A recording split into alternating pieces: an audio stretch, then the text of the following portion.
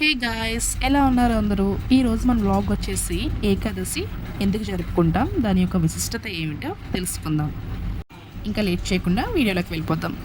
మన పూర్వీకులు నియమించిన కొన్ని పర్వదినాల్లో ఏకాదశి ఒకటి. మొత్తం 24 ఏకాదశి తిథుల్లో తొలి ఏకాదశి, ముక్కోటి ఏకాదశి, భీష్మ ఏకాదశి వంటి వాటికి చాలా ప్రాముఖ్యత ఉందని మనకు తెలిసిందే. ఆషాఢ మాసంలో మొదటిగా వచ్చిన ఏకాదశిని తొలి ఏకాదశిగా జరుపుకుంటాం. అలాగే ఈ ఆషాఢ మాసంలో 17వ తారీఖున తొలి ఏకాదశి రావడం జరిగింది. దీన్నే శయన ఏకాదశి, అలాగే ప్రథమ ఏకాదశి అని కూడా అంటారు. ఈ రోజు నుంచి శ్రీ మహావిష్ణువు క్షీరబ్దియందు శయనిస్తాడు గనుక దీన్ని శయన ఏకాదశి అంటారు. నిజానికి ఒక రకంగా పరిశీలిస్తే ఇది ప్రకృతిలో జరిగే మార్పులకు సంకేతంగా చెప్పుకోవచ్చు. అయితే మనకు ప్రత్యక్ష దైవమైన సూర్యుడు దక్షిణం వైపుకి మరలినట్టు ఈ రోజు నుంచి దక్షిణాయన ప్రారంభం సూచిస్తుంది. అసలు మన పంచాంగం ప్రకారం నెలకి 2 చొప్పున 24 ఏకాదశులు వస్తాయి. అధిక మాసం అయితే 26 ఏకాదశులు వస్తాయి. ఇదిలా ఉన్నప్పటికీ అసలు ఏకాదశి కథ ఏంటి, అసలు ఏకాదశి ఎలా వచ్చింది తెలుసుకుందాం. ఏకాదశి అంటే 11 అని అర్థం. అయితే ఈ ఏకాదశి విశిష్టతను గురించి పద్మపురాణాల్లో ఇలా చెప్పారు. త్రిమూర్తుల్లో శ్రీహరితో ముడిపడిన ఈ ఏకాదశి మహత్యం గురించి అనేక కథలు కూడా మన పురాణాల్లో ఉన్నాయి.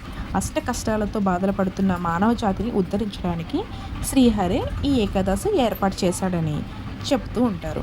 ఈ వ్రతాన్ని నియమనిష్ఠులతో ఆచరించిన వారు సమస్త వ్యాధుల నుంచి విముక్తి పొందగలరని, మరణాంతరం వైకుంఠ ప్రాప్తి లభిస్తుందని పద్మపురాణం చెబుతుంది. తలంజంగుడు అనే రాక్షసుని కుమారుడు మురాసురునితో యుద్ధంలో గెలవలేక అలసిపోయిన విష్ణువు తన సంకల్పం వలన తన శరీరము నుంచి ఒక కన్యకు జన్మనిస్తాడు. ఆమె పేరే ఏకాదశి. ఆమె విష్ణుమూర్తిని 3 వరాలు కోరుతుంది. 1. సదా మీకు ప్రియముగా ఉండాలి. 2. అన్ని తిథుల్లో కంటే ప్రముఖంగా ఉండి అందరిచే పూజలు అందుకోవాలి. 3. నా తిథియందు భక్తితో పూజించి ఉపవాసం చేసిన వారికి మోక్షం లభించాలి అని కోరినట్లు పురాణ కథలు చెబుతున్నాయి. మహాసాధ్వి అయిన సతీ సక్కుబాయి ఏకాదశి నాడే మోక్షప్రాప్తి పొందిందని పురాణాలు చెప్పబడ్డాయి. అందువలనే ఈరోజు పండరీపురంలో వైభవంగా ఉత్సవాలు జరుగుతాయి. కనుక తొలి ఏకాదశి నాడు ప్రొద్దుటే నిద్ర లేచి కాలకృత్యాలు తీర్చుకొని స్నానం ఆచరించి శ్రీ మహావిష్ణువుని ఆరాధించాలి. పాలు, పూలు, పండ్లతో నైవేద్యం సమర్పించాలి. తొలేకాదశి రోజంతా ఉపవాసం ఉండి మరుసటి రోజు ద్వాదశి తెల్లవారుజామున స్నానం ముగించి స్వామివారిని పూజించి ప్రసాదం ఆరగించి ఉపవాస దీక్ష విరమించాలి. ఏకాదశి రోజున మద్యం, మాంసాహారానికి దూరంగా ఉండాలి.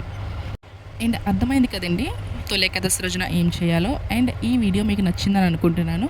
ప్లీజ్ నచ్చితే లైక్ చేయండి, షేర్ చేయండి అండ్ సబ్స్క్రైబ్ చేయండి. అండ్ ఇంకో వ్లాగ్లో కలుద్దాం. Until then bye bye.